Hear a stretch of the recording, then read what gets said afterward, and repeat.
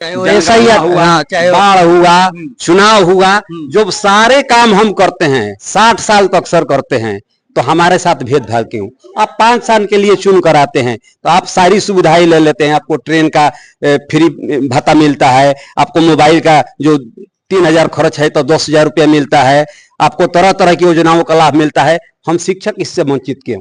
हम भी एक समाज के अंग हैं, हम भी कर्मचारी हैं। नमस्कार दोस्तों, आप सभी देखना शुरू कर चुके हैं वर्तमान 24 लाइव और मैं विभोर कुमार तिवारी आप लोगों को बताते चलूं कि भोजपुर जिला का ये पीरो प्रखंड है, जहां पे आज जितने भी राजपत्रित कर्मचारी हैं, कर्मचारी संघ के जितने भी लोग हैं, वो सभी आज जो हैं वो काला पट्टी लगा करके, और ये सभी आज सरकार के विरोध में और ओल्ड पेंशन स्कीम को लेकर के ये सभी लोग आज काला पट्टी लगा करके काम कर रहे हैं।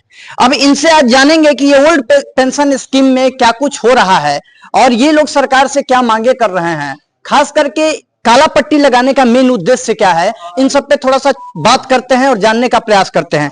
क्या कहिएगा? सबसे पहले नाम बताइए अपना एक बार। अजय कुमार। सर, आज आप लोग यहाँ पे काला पट्टी बांध करके हाथ में, आप सभी जितने कर्मचारी संघ हैं सभी लोग आप लोग उपस्थित हुए हैं पीरो प्रखंड के अंदर। क्या आप लोगों की मांगे क्या है और किस लिए आप लोग ये काला पट्टी लगा करके आज NMOPS के तहत, national movement for old pension scheme के तहत पूरे देश में जितने भी कर्मचारी हैं, चाहे उनका कोई भी संवर्ग हो, शिक्षा विभाग हो, पोस्टल हो, रेलवे हो, बैंकिंग हो या किसी भी डिपार्टमेंट में अगर वो पोस्टेड हैं, तो इस ओल्ड पेंशन स्कीम के तहत आज सांकेतिक विरोध के तौर पे काला पट्टी बांध करके अपने अपने कार्यस्थल पर काम कर रहे हैं। सर, होता ये है कि सुपर एनुएशन, जिसको हम लोग आम भाषा में रिटायरमेंट करते हैं, उस समय जब शारीरिक अवस्था आपकी काम करना मतलब कमजोर हो जाता है, आदमी शारीरिक रूप से कमजोर हो जाता है, वहीं पे सामाजिक और पारिवारिक जिम्मेवारियां बढ़ जाती है, तब सरकार हमारा पेंशन का स्कीम जो बुढ़ापे की लाठी है, सहारा है, उसको छीन ले रही है। उसके बाद बताइए हमारा जीवन बसर कैसा होगा? पूरी निष्ठा के साथ पूरी जमानी हम लोग काम करते हैं, पूरी ऊर्जा और निष्ठा सरकार के लिए काम करते हैं, और जब हम एक तरह से असहाय हो गए तो हमारा जो सहारा है आप उसको छीन लेते हैं। तो ये सरकार ने ये नियम तो 2004 के बाद वालों के लिए जारी किया है। तो हम तो भाई 2004 के बाद ही ना आए हैं, 2004 के बाद ही हम लोग मैंने इसमें रिक्रूटमेंट में आए हैं। तो सरकार से मांग ये है कि जो ओल्ड स्कीम वाला जो बिल्कुल आप OPS के बदले में हमें आप NPS देते हैं। अगर NPS ठीक होता तो आप उसको मॉडिफाई करके UPS ले आए। तो हमें ना NPS चाहिए ना UPS चाहिए, हमारा जो ओल्ड पेंशन था आप वही लागू कर दीजिए। आप समझ लीजिए कि हम लोग भी तो सरकार के अंग है। बिल्कुल सारी है, 4 तत्व मिलकर सरकार का अंग है ना जी। तो आजीवन पेंशन पाते हैं। अगर वो MLA का चुनाव जीते तो MLA का पेंशन पाएंगे, MLC का चुनाव जीते उसका पाएंगे, अगर वो MP लोकसभा बनते हैं तो उनका पेंशन पाएंगे, और MP राज्यसभा बनते हैं उनका पेंशन पाएंगे। ये कितना हास्यास्पद है कि एक ही व्यक्ति अगर चारों सदन से निर्वाचित हुआ तो चारों सदन का पेंशन पाएगा। हमें उनसे कोई लेना देना नहीं, पर आप हमको पूरी 60 साल तक काम करवाए और हमारा पेंशन दे दीजिए। सबसे बड़ी बात यह है, मैं भी आप लोगों को बताते चलूं, मेरे जितने भी दर्शक मुझे देख रहे हैं, कि ये जितने सारे लोग पीछे में दिख रहे हैं ये सभी शिक्षक हैं, और ये सभी वैसे शिक्षक हैं जो आने वाले हमारे देश के फ्यूचर को बनाने में इनका बहुत बड़ा योगदान है, और खास करके देश का ही नहीं बिहार का भी फ्यूचर बनाने में इन सभी का ढेर सारा योगदान है। लेकिन सरकार का 2004 के बाद वाले जितने सारे कर्मचारी हैं उन सारे कर्मचारियों का पेंशन जो है वो खत्म कर दिया गया। क्या कहिएगा? आज आप लोग काला पट्टी बांध करके पूरे हाथ में, और आज आप लोग अपने कार्य पे भी तत्पर हैं, साथ ही साथ सरकार को क्या चेतावनी देने का प्रयास कर रहे हैं आप सभी? सरकार को सर हम लोग आपके माध्यम से यही चेतावनी देना चाहते हैं कि पुरानी पेंशन योजना है जो 2004 से बंद है, उसको जल्द से जल्द लागू किया जाए।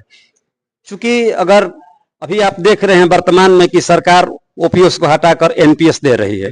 अगर NPS ही सबसे अच्छी रहती तो काहे नहीं विधायक जी लोग NPS ले रहे हैं, काहे नहीं सांसद महोदय NPS ले रहे हैं, काहे नहीं राज्यसभा सदस्य NPS ले रहे हैं? क्योंकि शिक्षकों से सारा काम लिया जाता है। अभी आप देखते हैं जितना सरकार के जितनी भी योजनाएं हैं विद्यालय के माध्यम से समाज में उतारा जा रहा है। अभी BLO का काम चल रहा है, चाहे वो ऐसा ही हुआ, चाहे बाढ़ हुआ, चुनाव हुआ, जो सारे काम हम करते हैं 60 साल तो अक्सर करते हैं, तो हमारे साथ भेदभाव क्यों? आप 5 साल के लिए चुन कर आते हैं तो आप सारी सुविधाएं ले लेते हैं। आपको ट्रेन का फ्री भत्ता मिलता है, आपको मोबाइल का जो 3,000 खर्च है तो 10,000 रुपया मिलता है, आपको तरह तरह की योजनाओं का लाभ मिलता है। हम शिक्षक इससे वंचित क्यों? हम भी एक समाज के अंग हैं, हम भी कर्मचारी हैं, हम उतारने का काम करते हैं, तो हमारे साथ भेदभाव क्यों? और जब तक यह लागू नहीं होगा तब तक यह आंदोलन जारी रहेगा।